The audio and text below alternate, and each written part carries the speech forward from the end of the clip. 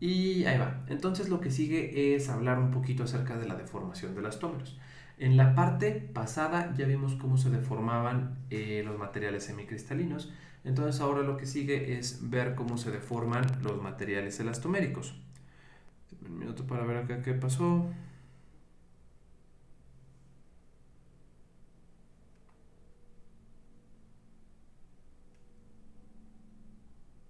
No, manches, ya se puede jugar Pokémon Unite en el celular, qué chido.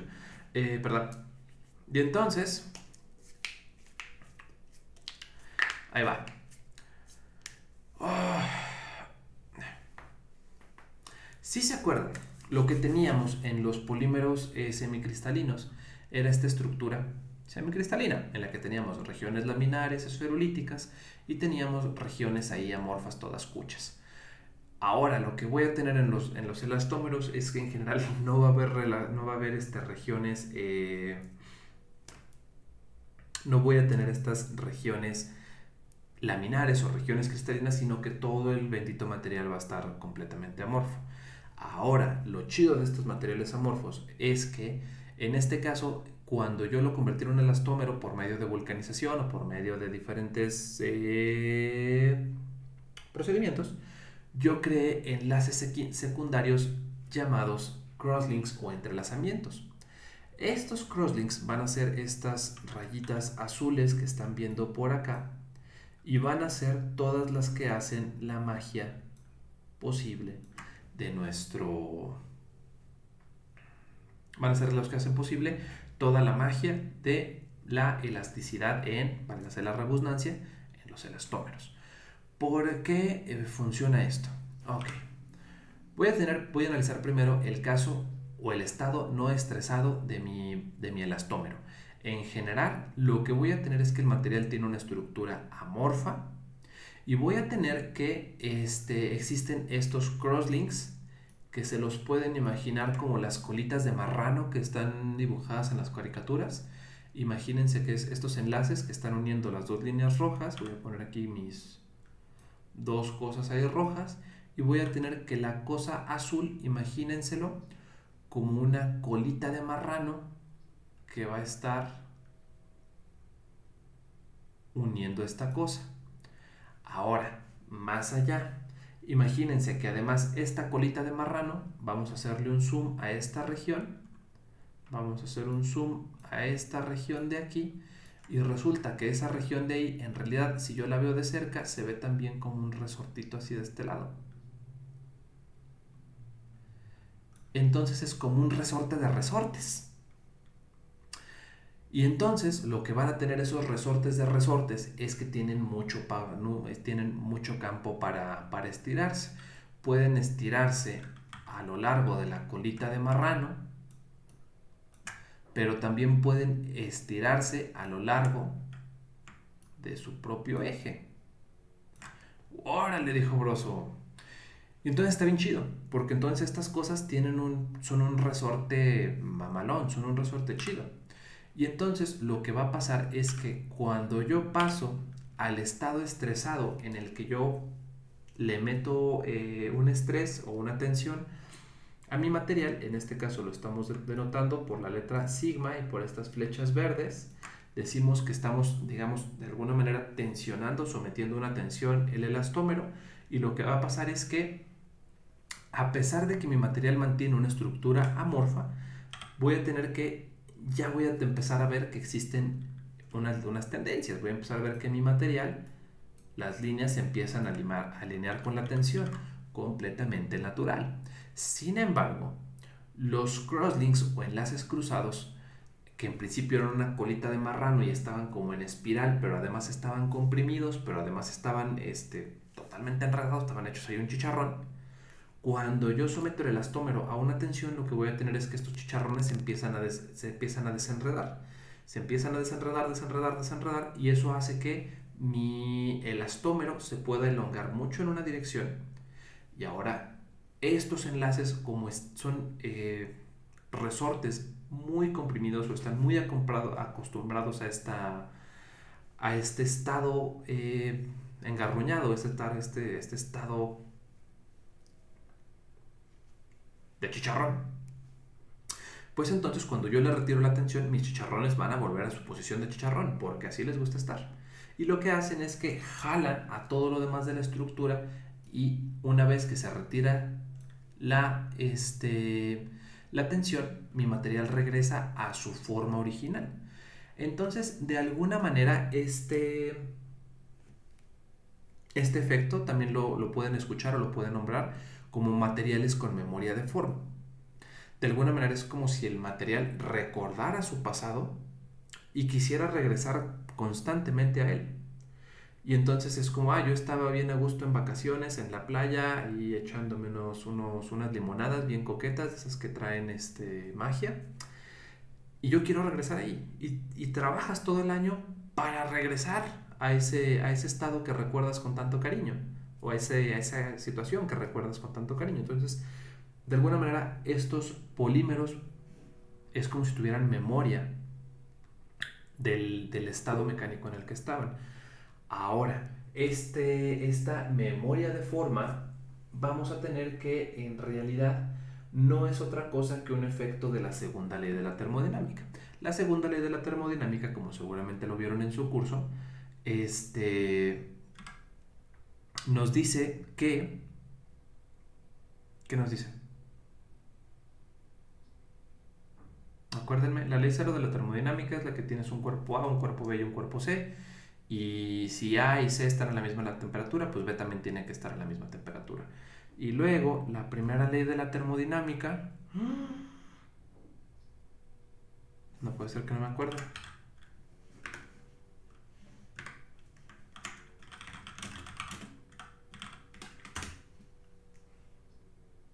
Ok, la energía no se crea ni se destruye, sino que solo se conserva. Entonces sí. Y entonces la segunda ley de la termodinámica, efectivamente, es la de la entropía. Sí, establece que un cuerpo, el calor fluye de un cuerpo caliente a un cuerpo frío, o bien, en términos más fumados, esto no, en términos más fumados dice que la entropía siempre tiende a buscar, o que la vida o que el universo siempre tiende a buscar los estados de mayor entropía. Ya sabemos que la entropía es una medida, una forma de medir el grado de desorden que existe en un sistema. En este caso, yo voy a querer sistemas que tengan el mayor grado de desorden. Y cuando explicamos entropía me gusta hablar del ejemplo de los niños y los dulces. Cuando yo tengo un niño, digamos ahora que ya se acerca Halloween y Día de Muertos y esto, cuando tú tienes un solo dulce y nada más tienes un niño, pues no hay bronca, tienes un dulce y se lo das a un niño. Cuando tienes muchos dulces y tienes solamente un niño, pues no hay bronca, porque nada más agarras y te das todos los dulces al único niño que tienes. ¿Qué pasa cuando tienes un solo dulce, pero tienes muchos niños? Pues si le das el dulce a cualquiera de los niños, todos los demás se van a pelear y van a intentar robar o conseguir ese dulce. ¿Qué va a pasar si yo tengo muchos dulces y tengo muchos niños? Bueno, pues tú dirías, le doy un dulce a cada niño. Pero no, va a haber niños que sean más gandallas y van a querer más dulces que los demás. Entonces, bueno, entonces le doy más dulces al niño gandalla para que esté a gusto y menos dulces a los niños que no son gandallas. Y te quedas de no, porque entonces los niños van a sentir que está siendo injusto con ellos y le van a reventar la jeta al niño que tiene más dulces para ellos tener una cantidad justa de dulces. Y hay más desorden. Y esto es lo que pasa también con las moléculas. En general, cuando tú quieres repartir cuantos de energía entre diferentes átomos, se tiene que generar una distribución de probabilidad de cómo vas a repartir esa energía entre los átomos. Entre más átomos y más energía tengas, pues va a haber más desorden. Y eso es lo que sucede acá. Sucede que en la estructura o en el estado amorfo del material existe un mayor grado de desorden. Entonces no es que el material recuerde en sí cómo estaba hecho, sino que antes de la deformación estaba en el estado que maximizaba la entropía o que tenía más, o que adquiría más entropía de alguna manera, o de los estados disponibles era el que tenía más entropía.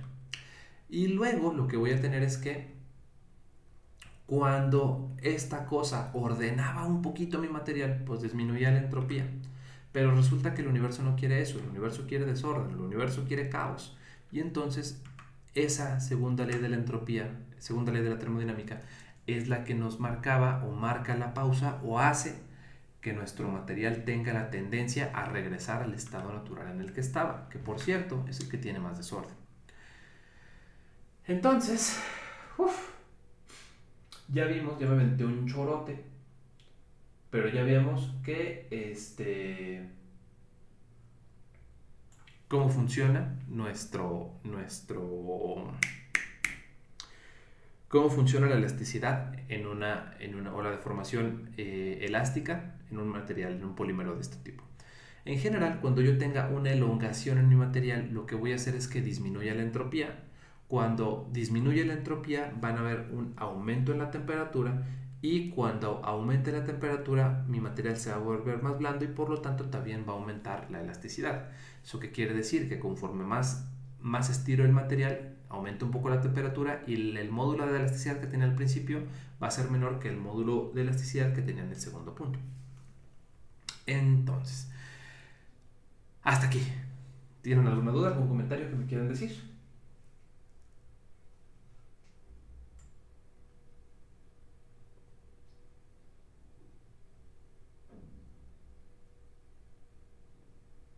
Todo chido, profe. Todo chido. Órale pues. Entonces vamos a ver ahora las cosas que caracterizan a un material elastomérico. O cómo voy a decir yo cuando tengo... ¿Con ustedes a qué hora salimos hoy? Hasta las 3 de la tarde. No, todavía nos queda para rato. Ok. Entonces, ¿a qué hora entré con ustedes? De 1 a 2, llevo 1 hora, me falta la mitad. Ok. Entonces, a lo mejor sí acabamos hoy este tema ya de esta cosa. Hasta aquí llegamos de formación de elastómeros. Ok.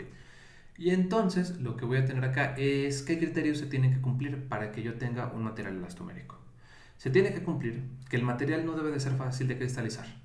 ¿Por qué? Porque el material necesito que tenga estas propiedades, o necesito que sea un material amorfo para que tenga estas propiedades de entropía, para que tenga un mayor desorden y sobre todo para que se generen los crosslinks o los entrelazamientos, que son los resortes de resorte de cola de cochino, que se encargan de comprimir el material o de darle el material o de regresar el material a su forma original.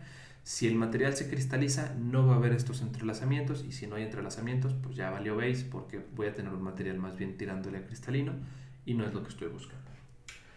Entonces, lo segundo que tenemos es que las rotaciones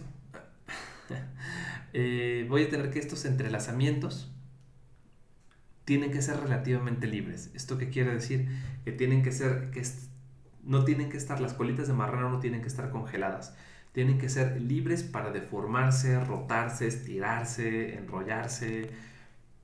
Tienen que tener, entre más grados de libertad tengan, mejor. Tienen que ser lo más libres que puedan para poder reaccionar a los estímulos externos en diferentes direcciones y aún así poder regresar al estado original en el que estaban.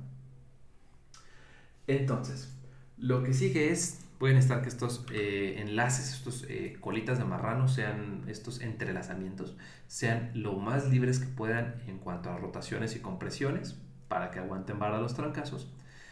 Y tercero, estos,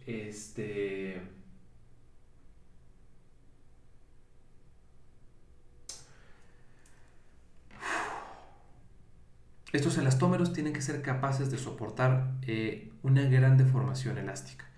¿A qué me refiero? ¿De qué depende que la deformación elástica se pueda dar o no? Bueno, va a depender de la cristalinidad del material. Entre más amorfo mejor. Va a depender de la cantidad de entrelazamientos que tengan. Entre más enlaces mejor. Va a depender de los grados de libertad que tengan los enlaces, los entrelazamientos. Es decir, entre más libres sean los enlaces azules, mejor va a ser para ellos, porque van a tener una mayor capacidad para moverse y regresar a su estado original. Y ya está ahí. Eso es lo que vamos a tener que tener para estas deformaciones elásticas. ¿Cómo incremento los entrelazamientos para tener un material más elástico? Mediante procesos como la vulcanización. Y finalmente llegamos al último, pero no por eso menos importante. que el material debe de estar lejos de su temperatura de transición a vidrio. ¿A qué me refiero con eso? Si se acuerdan ustedes, vimos en materia, en casos pasados o en temas pasados, vimos por acá esta parte. Y vimos que cuando mi polímero estaba por debajo de la temperatura de transición de vidrio, se volvía un material ya más bien cristalino, más bien fragilón, más bien, pues sí, lo contrario a elástico, lo contrario elastomérico. Entonces, el truco en los elastómeros es hacer que esta temperatura de transición del vidrio quede bien lejos. Y me refiero a bien lejos con el sentido de que la temperatura de transición del vidrio para los elastómeros tiene que estar entre los menos 50 o los menos 90 grados centígrados. ¿Qué quiere decir esto? Que para la gran mayoría de aplicaciones y el gran rango de aplicaciones a temperatura ambiente, inclusive podrían ser hasta hornos o inclusive en congeladores, mi material va a seguir siendo elástico y va a seguir comportándose como un material gomoso, como moco de gorila. ¿Qué va a pasar si eso no fuera así? Pues pasaría que a lo mejor mi material para temperaturas de 4 o 6 grados centígrados, cuando yo lo meto al refri, por ejemplo, este plástico o este elástico se empieza a congelar, mi material ya no, las cadenas o los entrelazamientos ya no pueden rotar, ya no se pueden estirar porque están congelados y pues ya, mi material se vuelve frágil y pierde su capacidad elástica. Por eso voy a necesitar como cuarto criterio para definir un elastómero, voy a definir que tiene que estar muy lejos de su temperatura de transición del vidrio. En general voy a preferir que las temperaturas de transición a vidrio estén por debajo de cero y muy por debajo de cero. Y entonces, hasta aquí va a terminar este video. Déjenme detengo acá.